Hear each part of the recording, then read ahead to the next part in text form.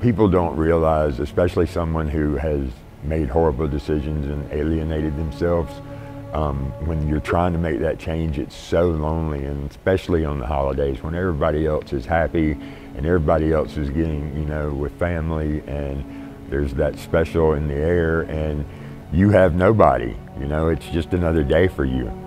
The Thanksgiving meal, here's 300 people who are eating with me and sitting down with me, and there's this organization and this loving God that wants me to be happy on this day.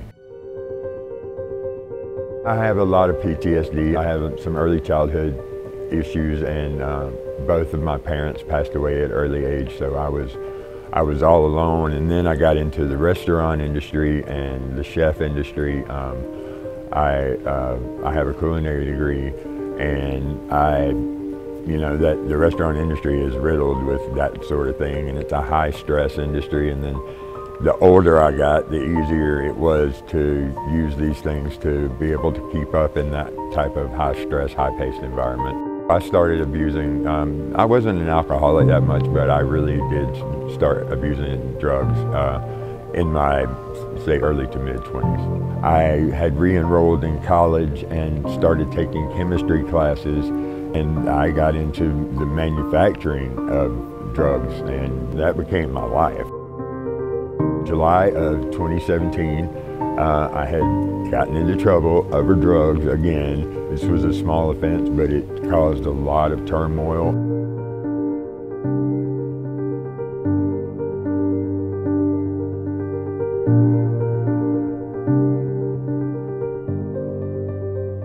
Everybody else was looking forward to getting out of jail, but I was, you know, when I got out of jail, I was homeless with no place, no way to eat, no way to get a job, no car, no house, no nothing, you know, on the street.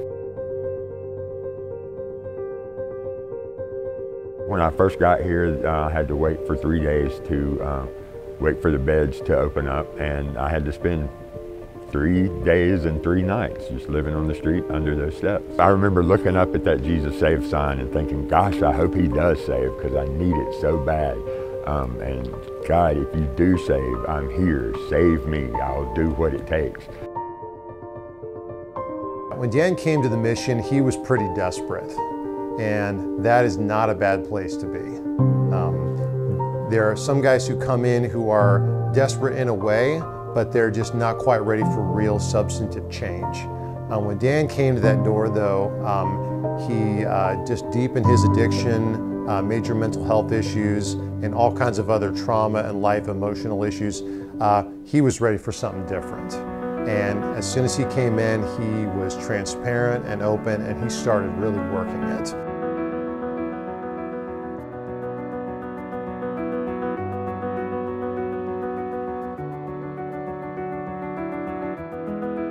I moved out, I had a job, a car, my license, and then everything went fairly well until in January of 2021, when I was diagnosed with non-Hodgkin's B-cell lymphoma.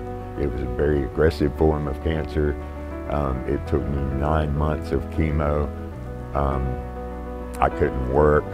I got denied disability, but Jesus found a way the whole time, not the least of which was Jeremy Huff.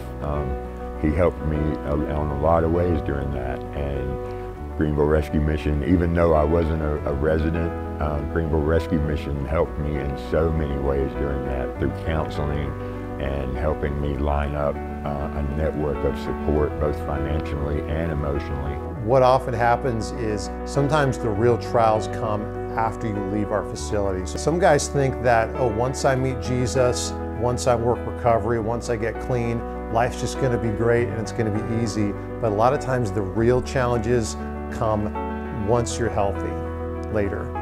God doesn't promise a nice, easy life once we come to Him. God is determined to sanctify us and to make us more like Him, and often that comes through pain and trials. In October of 2021, I was declared cancer-free. I went back to work, and weird story, I had a freak accident at work, and fell into a 350-degree fryer wrist deep. And I sat at home and I prayed and prayed and prayed. What do you want me to do next, Lord? Do you want me to go back into the restaurant industry? What do you want me to do? And then just out of the blue one day, Jeremy Huff calls.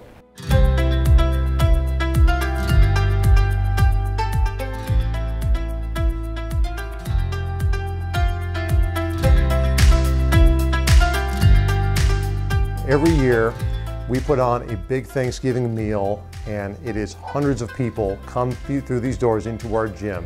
And there are quite a few unsheltered homeless who come through these doors from living on the street, and we invite them in for to eat as much food as they can eat.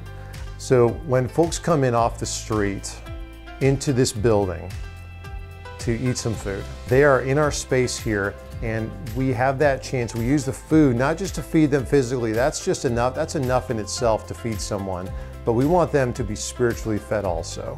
And so when they come through these doors, sometimes we know them and we haven't seen them in months. We haven't seen them in years, and it's a chance for us to reconnect and say, hey, how are things going? How can we help you? And to invite them back in, to invite them in for another opportunity to change their life. And to remind them, like, you are not alone, we have not forgotten you, and there is hope. And I have that chance to sit down and say, hey, look, I cooked this. And 5 years ago, I was in your very shoes. I was sitting on those steps, and look at what God did.